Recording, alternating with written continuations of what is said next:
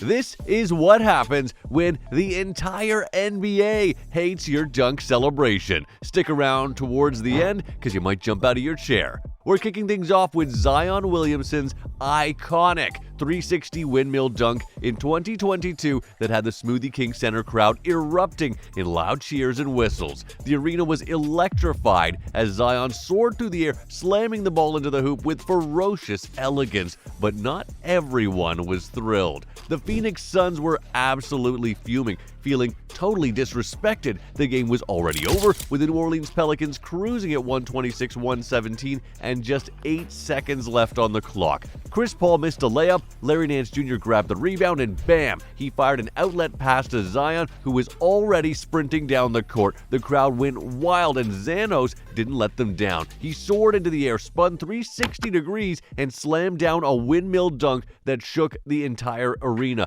Zion Williamson wasn't done with just the dunk. He turned up the heat with a flex and a roar that had the Smoothie King Center going wild. But guess what? That celebration didn't sit well with the Suns. Chris Paul, visibly enraged, went after Jose Alvarado, sparking a heated standoff that had to be broken up by officials and Pelicans coach Willie Green. The tension exploded with players and staff from both teams taunting and shoving at mid-court. The backlash was instant and fierce. Campaign from the Suns didn't hold back, slamming Zion for what he saw as a blatant disrespect. But while Zion's celebration sparked some noise, it was nothing compared to the storm Ja Morant faced. The Memphis Grizzlies star had barely been back on the court for a week after a 25-game suspension when he found himself at the center of a new controversy. On December 19th, during a nail-biting overtime victory over the New Orleans Pelicans, Morant sealed the game with a dunk that had the crowd roaring, but it was his celebration that stole the headlines. Morant threw down a game-clinching dunk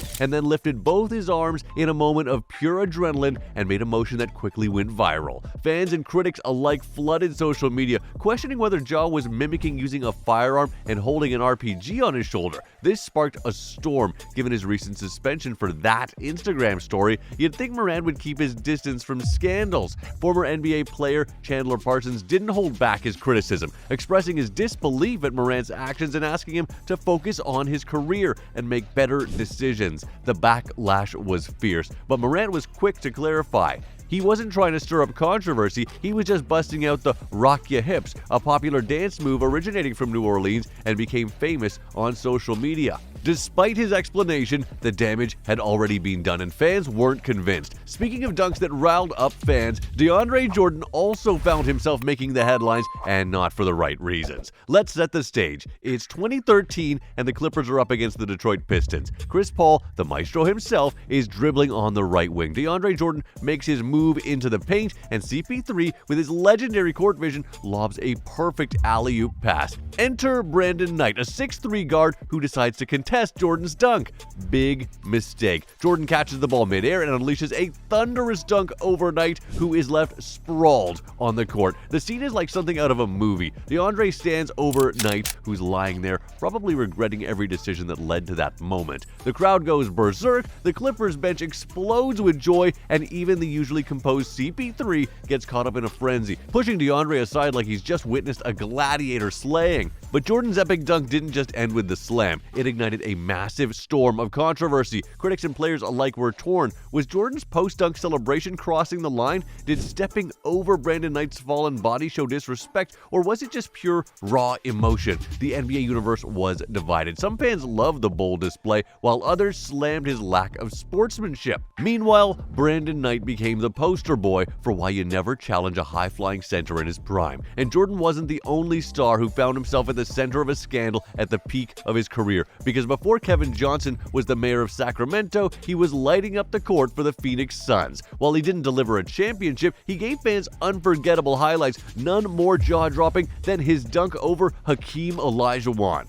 It was Game 4 of the 1994 Western Conference semifinals. The Suns were trailing the Rockets 96-85 with just over 2 minutes left, and they desperately needed a miracle as the minutes counted down. KJ launched a three-pointer, bricked. But wait, Danny Ainge grabbed the rebound and dished it back to Johnson. KJ charged down the baseline, and who was there to meet him at the rim? None other than Hakeem the Dream Olajuwon. Did Johnson back down? Not a chance. He took flight and absolutely demolished Olajuwon with a monster dunk. The 11-inch height difference? Irrelevant. The crowd lost its mind. The Suns bench went berserk and KJ ran to half court, flexing and shouting like he had conquered the world. But this wasn't just a highlight reel moment, it was a blatant act of disrespect. Hakeem was one of the most revered defensive players ever, and Johnson's dunk was a statement. The backlash didn't stop there. Fast forward a few years, and Johnson, never one to let things slide, strolled into the Rockets' locker room with a photo of that iconic dunk. He asked Olajuwon to sign it. Talk about rubbing salt in the wound. Hakeem's reaction? Not happy at all. Despite the Suns losing the series and Olajuwon eventually getting his revenge by leading the Rockets to the title, Johnson's dunk remains one of the most disrespectful and talked about moments in NBA history. But it was Michael Jordan's beef with Dikembe Mutombo that caused the most drama. In a classic locker room exchange before the 1997 All-Star Game, Dikembe Mutombo boasted that he'd never been dunked on. Of course, Michael Jordan wasn't just going to let this slide without getting the final word in. Fast forward to the 1997 playoffs where the Chicago Bulls are clashing with the Atlanta Hawks in Game 5. With the Hawks on the brink of elimination, Jordan seizes the moment to settle his score. Jordan receives a pass from Luke Longley and soars toward the rim, slamming the ball down with authority right over Mutombo. But Jordan didn't stop there. In a move dripping with spite, he mimicked Mutombo's trademark finger wag, an act Mutombo famously used to showcase his defensive skills. The crowd's reaction was a mix of awe and shock. Bulls fans roared with approval, but many could sense the sting of disrespect. Mutombo, who had confidently claimed invincibility,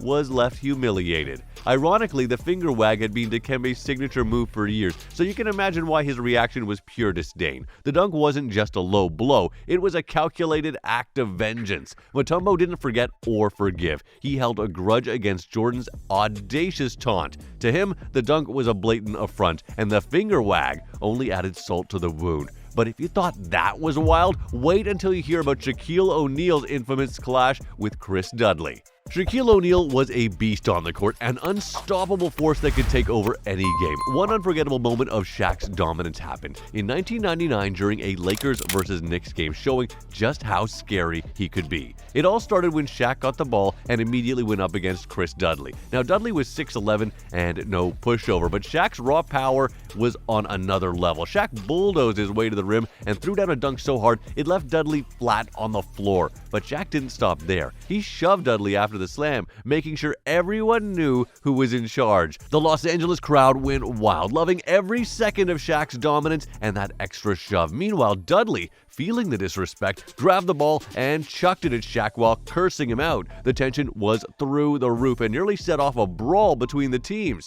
Critics and commentators were all over Shaq for what they saw as pure disrespect. They said the shove crossed the line and was just Shaq flexing his power to humiliate Dudley. Shaq's comments after the game didn't help either. The backlash wasn't just from Dudley, but from the entire basketball community. Similar to Shaq, Scottie Pippen also faced accusations of taking a celebration too far. In the high-stakes 1994 Eastern Conference semifinals, Pippen delivered a dunk that defined his career and sparked a firestorm of backlash. It was Game 6, and with the Chicago Bulls fighting for their playoff lives, Pippen unleashed a dunk over New York Knicks star Patrick Ewing that would go down in NBA lore for all the wrong reasons. The sequence was electric. Horace Grant swatted Charles Oakley's layup. B.J. Armstrong pushed the pace, and Pete Myers found Pippen on the break. With Ewing standing in his way, Pippen took flight and violently slammed the ball home. The aftermath was brutal. Pippen stomped over Ewing's fallen body, taunting him with each step. The backlash from this dunk was immediate and intense. Critics and fans alike were outraged by the level of disrespect. His taunting of notorious Knicks fan Spike Lee only added fuel to the fire when he asked Lee to sit back down. Just a year after MJ retired, Scottie was grabbing attention for all the wrong reasons.